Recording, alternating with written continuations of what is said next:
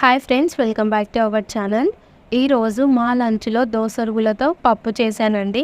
మీ అందరికీ తెలుసు కదా, దోసరుగులు అంటే దోసకాయని సీజన్ ఉన్నప్పుడు ఎండబెట్టి అన్ సీజన్లో యూస్ చేసుకుంటారు. మరి ఇంకెందుకు లేటు, కర్రీ అయితే వండుకుందామా. ముందుగా అయితే పప్పు ఉడికించుకోవడానికి ఒక కుక్కర్ తీసుకున్నాను. దాంట్లో 1 కప్పు ఎర్రపప్పు తీసుకున్నానండి. దాంట్లో కొంచెం పెసరపప్పు కూడా కలిసిపోయింది, పర్లేదు. కావాలంటే కందిపప్పు కూడా మీరు తీసుకోవచ్చండి.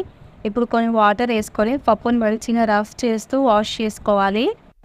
ఇలా మంచిగా వాష్ చేసుకున్న తర్వాత వాటర్ని వంపి తీసేసుకుందామండి. ఇప్పుడు ఈ పప్పులోకి కొన్ని సరిపడా వాటర్ వేసుకుందాము. పప్పు మునిగే వరకు వేసుకుంటే సరిపోతుందండి. ఇప్పుడు కుక్కర్ మూత పెట్టి ఒక 1 విజిల్ వచ్చేదాకా ఉడికించుకుందాము. నేను ఈ కుక్కర్ని హీటర్ మీద పెట్టేస్తానండి. ఈలోపు దోసరుగులు తీసుకుంటాను. ఇక్కడ దోసరుగులు తీసుకున్నానండి. ఇవి 1 మంత్ బ్యాక్ నేను ఇంటి దగ్గర నుంచి వచ్చేటప్పుడు తీసుకొచ్చుకున్నాను కదా, అన్నీ అయిపోయాయి.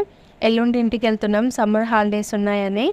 అప్పుడైతే మళ్ళీ తీసుకొస్తానండి. నాకు అమ్మ ఇవి ఎండబెట్టి పెడుతుంది, నేను ఇక్కడికి వచ్చేటప్పుడు తీసుకొచ్చుకుంటాను. ఇప్పుడు ఈ దోసరుగులని చిన్న చిన్నగా మనం కట్ చేసుకుందామండి. కావాలంటే మీరు తుంచుకోవచ్చు. సీజర్తో అయితే తొందరగా అవుతుందండి. ఇలా అన్నిటినీ కట్ చేసుకుందాం మనం.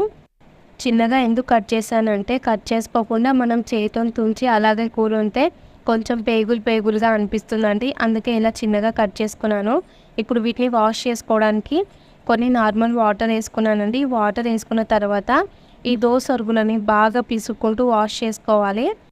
మనం వీటిని ఎండలో ఎండపెడతాం కదండి, కొంచెం దుమ్ము, చిన్న చిన్న ఇసుక లాంటివి కూడా ఉంటాయి. అందుకని బాగా వాష్ చేసుకొని వాటర్ అన్నీ వంపేసి తీసుకున్నానండి. ఇప్పుడు ఈ దోసరుగులోకి కొన్ని వేడి వాటర్ వేసుకోవాలి. ఈ వాటర్ వేయడం వల్ల ఇవి కొంచెం సాఫ్ట్ అవుతాయండి. 5 మినిట్స్ పక్కన పెడతాను. నేను కుక్కర్ 1 విజిల్ రాగానే హీటర్ ఆఫ్ చేశానండి, కానీ కుక్కర్ కిందికి దించలేదు. పప్పు అయితే ఇలా మెత్తగా అయిపోయింది. ఏం పర్లేదండి, మీరు మాత్రం ఒక విజిల్ వచ్చేలా చూసుకోండి, సరిపోతుంది. కొన్నిసార్లు మనం చేసిన మిస్టేక్స్ కూడా చూపించాలి. చూడండి, ఇక్కడ కట్ చేసిన ఆనియన్, ఒక 2 టమాటోస్ తీసుకున్నాను. ఇప్పుడు కర్రీ వండేసుకుందామండి. హీటర్ ఆన్ చేసి కడాయి పెట్టి 2 టేబుల్ స్పూన్ ఆయిల్ వేసుకుంటున్నాను. నేను తర్వాత కర్రీకి పోపు ఏం పెట్టానండి. ఫస్టే పోపుకి సరిపడా ఆయిల్ వేసుకొని కొంచెం జీలకర్ర వేసుకున్నాను. జీలకర్ర ఫ్రై అయిన తర్వాత 2 మిర్చి, వెల్లిపాయలు వేసుకున్నానండి. అవి కూడా కొంచెం ఫ్రై అయిన తర్వాత కట్ చేసిన ఆనియన్ వేసుకున్నాను. ఆనియన్ వేసుకున్నాక కొంచెం కరివేపాకు వేసుకున్నానండి. ఒక 1/2 మినిట్ పాటు అటు ఇటు కలిపేసుకుంటే సరిపోతుంది. ఎక్కువగా ఫ్రై అవ్వాల్సిన అవసరమే లేదండి. పక్కన పెట్టుకున్న దోసరుగులు ఉన్నాయి కదా, అవి అయితే ఇలా స్టైనర్లోకి తీసుకున్నానండి. వాటర్ అన్నీ వంపేసుకొని ఇలా దోసరుగులు మాత్రమే వేసేసుకుంటున్నాను. దోసరుగులు వేసుకున్నాక ఒక 2 మినిట్స్ పాటు వీటిని చక్కగా ఫ్రై చేసుకోవాలి. ఫస్ట్ అయితే ఆనియన్, దోసరుగులు మిక్స్ అయ్యేలా కలుపుకోండి. ఇప్పుడు వీటిని 2 మినిట్స్ అయితే మగ్గనిస్తానండి. 2 మినిట్స్ తర్వాత ఇక్కడ నేను ఒక్కసారి కలిపేస్తున్నానండి. దోసరుగులు చక్కగా మగ్గిపోయాయి. కట్ చేసి పక్కన పెట్టుకున్న టమాటోస్ కూడా వేసేసుకుంటున్నానండి. టమాటో వేసిన తర్వాత మళ్ళీ ఒకసారి అయితే కలిపేస్తున్నాను. ఇప్పుడు మనం స్పైసెస్ని అయితే యాడ్ చేద్దామండి. కొంచెం పసుపు వేసుకున్నాను. ఆ తర్వాత వచ్చేసి 1.5 టేబుల్ స్పూను కారం వేసుకుంటున్నానండి. 2 టేబుల్ స్పూను సాల్ట్ వేసుకుంటున్నాను. 1 టేబుల్ అంతా ధనియా పౌడర్ ఉంటుంది కదండి, అది వేసేసుకుంటున్నాను. అంతా కలిపేసుకుంటున్నానండి.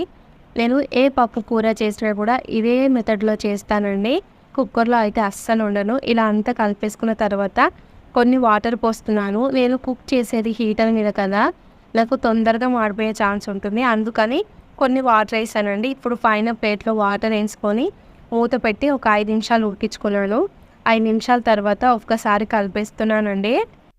మనకు ఈ పప్పు రెడీ అవ్వడానికి ఎక్కువ టైం ఏం పట్టదు. చూడండి, టమాటోలు కూడా మంచిగా ఉడికిపోయాయి కదా.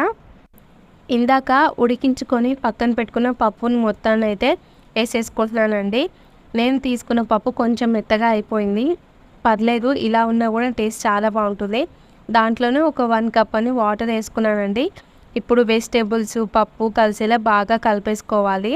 చూడండి, ఇలా అయితే మొత్తం కలిపేసుకున్నాను కదా. ఇప్పుడు దీన్ని ఒక 5 మినిట్స్ పాటు ఉడకనిద్దామండి. పైనుంచి ప్లేట్ పెట్టుకున్నాను.